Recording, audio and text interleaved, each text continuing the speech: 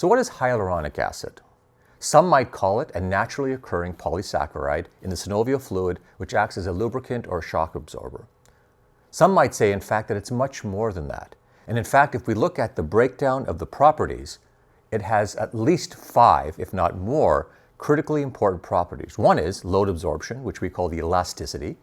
One is lubrication, which is viscosity, which fundamentally is the reason why the term viscosupplementation has been used.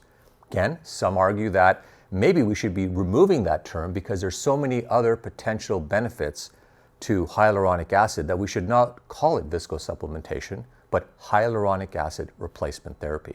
That being said, other purported advantages are its anti-inflammatory properties, its anti-nociceptive properties, and ultimately what some believe is the protective effect on the overall cartilage matrix. So this has been well documented and well reported.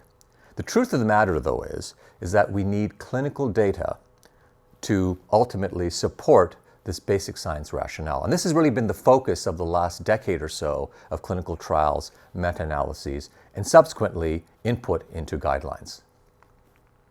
So what can we call visco or hyaluronic acid supplementation? One is, the goal would be to remove the pathologic synovial fluid. That's ultimately the primary source of pain and disability. At least that's what one would hypothesize, and replace it with a product or a supplement that has the properties that are similar to the normal synovial fluid. That would be the principle of that. The goals would be then to restore the viscoelastic properties, to reduce inflammation, to decrease pain, improve mobility, and ultimately promote, in the ideal world, the synthesis of normal hyaluronic acid.